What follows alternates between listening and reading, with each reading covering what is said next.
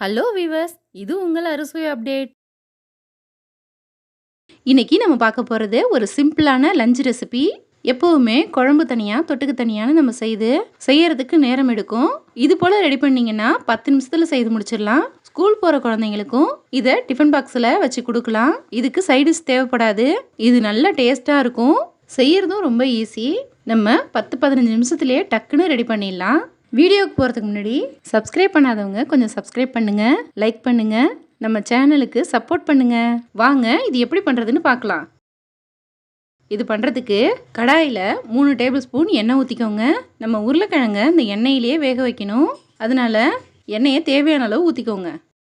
எண்ணெய் நல்லா சூடானதும் 1/2 டீஸ்பூன் ஜீரகம் சேர்த்துக்கலாம். 1/2 டீஸ்பூன் கடுகு சேர்த்துக்கோங்க. ரெண்டும் சேர்ந்து நல்லா பொரியட்டும்.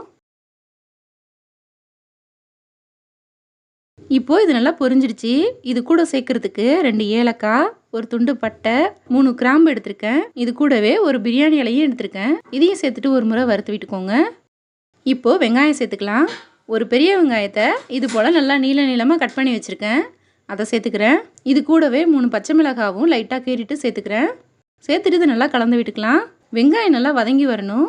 அது வரைக்கும் இதை நல்லா வதக்கி விட்டுக்கோங்க.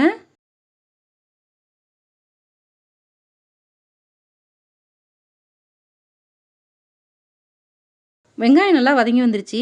வெங்காயத்தோடையே கொஞ்சம் கருவேப்பிலையும் சேர்த்துட்டு நல்லா கலந்துக்கலாம். இது கூட 1 ஸ்பூன் இஞ்சி பூண்டு விழுது சேர்த்துக்கோங்க. சேர்த்துட்டு இதையும் நல்லா கலந்து விட்டுடலாம்.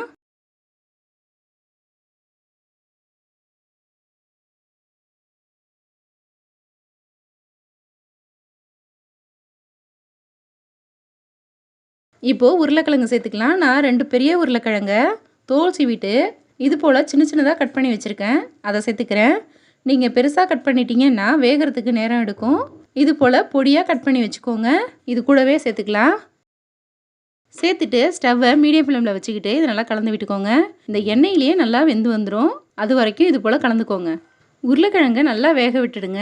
ஏன்னா சாதம் சேர்த்த பிறகு வேக வைக்க முடியாது.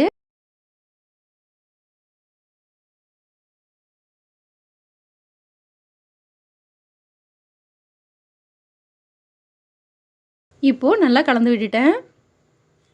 இது வெந்துருச்சான்னு பார்க்குறதுக்கு ஒன்று எடுத்து இது போல் நசுக்கிட்டு பாருங்கள். நல்லா சாஃப்டாக இருக்கணும். இப்போது நல்லா வெந்துருச்சு. இதில் மசாலா சேர்த்துக்கலாம். இது கூட 1/4 டீஸ்பூன் மஞ்சத்தூள், 1 டீஸ்பூன் மிளகாய் தூள் சேர்க்குறேன். இதுக்கு தேவையான அளவு உப்பு சேர்த்துக்கோங்க.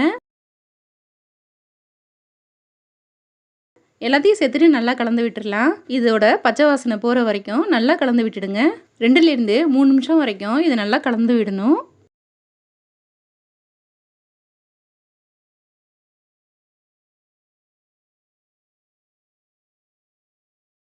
இப்போது நல்லா கலந்து விட்டுட்டேன்.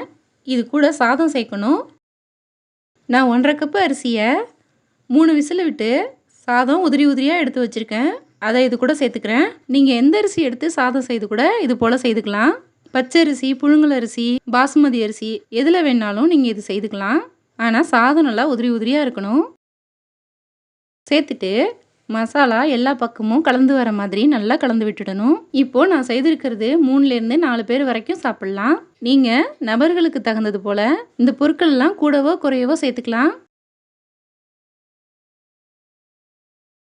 இப்போது நல்லா கலந்து விட்டுட்டேன். பாருங்கள், பார்க்குறதுக்கே எவ்வளோ சூப்பராக இருக்குன்னு. இதுக்கு மேலே கொஞ்சமாக மல்லி இலை தூவிட்டு சர்வ் பண்ணிக்கலாம். இது போல் ரெடி பண்ணி லஞ்ச் பேக்குக்கு கொடுத்தீங்க அப்படின்னா கொஞ்சம் கூட மிச்சம் வைக்காமல் சாப்பிட்டு வந்துடுவாங்க. இது நல்ல சுவையாக இருக்கும். இந்த சூப்பரான சுவையான உருளைக்கிழங்கு சாதம் நீங்களும் ஒரு முறை ட்ரை பண்ணி பாருங்கள். இந்த வீடியோ பிடிச்சிருந்தா லைக் பண்ணுங்கள், ஷேர் பண்ணுங்கள். நம்ம சேனலுக்கு புதுசாக இருந்தால் சப்ஸ்கிரைப் பண்ணுங்கள். தேங்க்யூ.